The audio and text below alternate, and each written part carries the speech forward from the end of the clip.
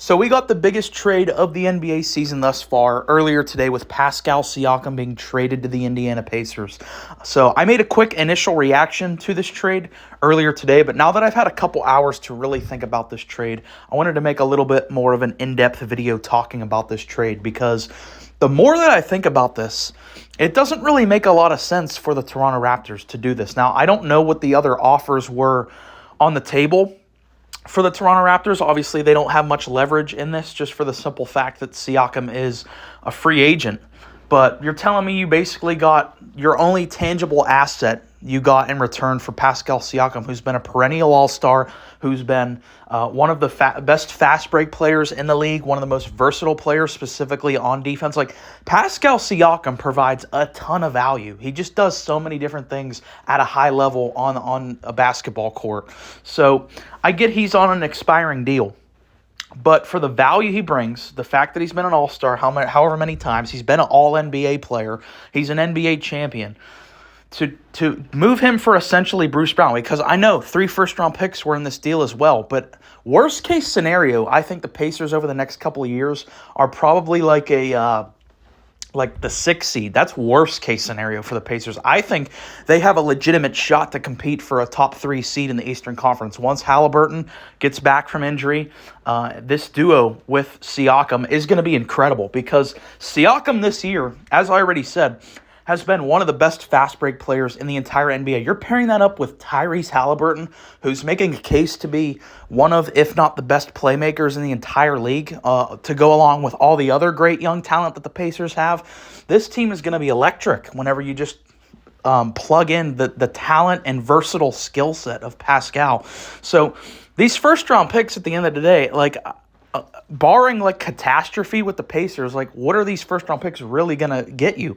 We're talking about Siakam, one of the best players for the Raptors and for a long time. If you're just sitting down and ranking the best Raptor players, they don't have that long of a franchise history. Siakam is one of their better players in their franchise history, and for the fact that your only real tangible asset's Bruce Brown, the picks. Now, there is one saving grace, of course, about this is you have one of the best GMs in the NBA. Masai Ujiri has proven time after time to be really good at finding these diamond-in-the-rough type players.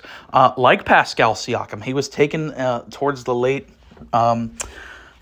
part of the first round, and the same thing goes with OG Anunoby. He found both those guys more towards the later part of the first round. So if you're a Raptors fan, you kind of have that to look forward to at least. Even though these picks aren't going to be that high-end, at least the guy making the picks, you have confidence in him.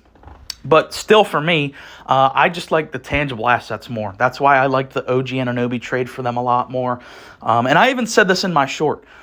You just take away looking at the value and all that. Like I said, I still think this was really bad on paper just for the fact you didn't get much for Siakam. But that aside, the fact that the Raptors are finally deciding to head in a new direction, I think is perfect, because I've said this before. I felt like they've been in purgatory for years now. Their 3 best players going into the season all had basically the same skill style, with Scotty Barnes, OG Anunoby, and Pascal Siakam all basically do the same stuff. Now, obviously, they're a little different in their own ways, but I'm just talking about in terms of being athletic, long, versatile wings that can shoot. They all did that. So their team did feel clunky, and they have been kind of in purgatory for years now. Ever since they lost Kawhi, I don't think they've won a playoff series, and they've even struggled making the playoffs for a couple years now. So I like that. I like the fact that they're starting a new direction. Scotty is clearly their number 1 guy now, and they're going to start building around him. And I think that they did a really good job with the OG trade, getting your actual starting point guard to replace Van Vliet, and getting RJ Barrett as well, with Quickly, is really good. And Masai's going to have to hit on these picks that they got back for Siakam. But overall, I don't like it.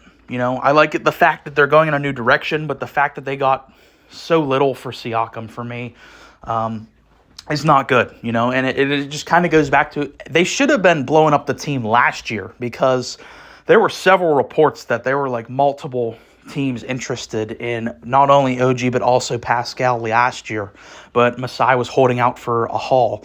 And it kind of turned out to burn him here with Pascal. So overall, I am going to give the Pacers an A on this trade. The fact that you had to only give up Bruce Brown in terms of your players. You didn't have to give up Jarris Walker, who was a top 10 pick this past year. You didn't have to give up Benedict Mathurin, who was incredible as a rookie. To not have to include either of those guys, I think is awesome for the Pacers. So they get an A. Getting a veteran guy who's going to instantly impact winning basketball there with the Pacers, I think, is going to be a phenomenal fit alongside Tyrese. And for the Raptors, I'm going to give this a D because, like I said, I'm going to sound like a broken record in this video, but your only tangible asset is Bruce Brown. To get back for an all-NBA caliber of Pascal Siakam just doesn't look good, and we're going to have to wait to see. Maybe like 5-10 years down the line after if some of these picks hit, this trade will look a lot better in hindsight, but as of now, I just felt like they probably should have gotten a little more for Pascal. So that's been my thoughts, my kind of rambling here. I just wanted to kind of get that out there. I really do like this trade. So if you made it this far, appreciate you listening. And I definitely want to hear your thoughts. If there's any Pacers or Raptors fans listening to this, we especially want to hear from you in the comments. I want to hear all your thoughts on this. So go ahead and leave a like and subscribe. Thanks.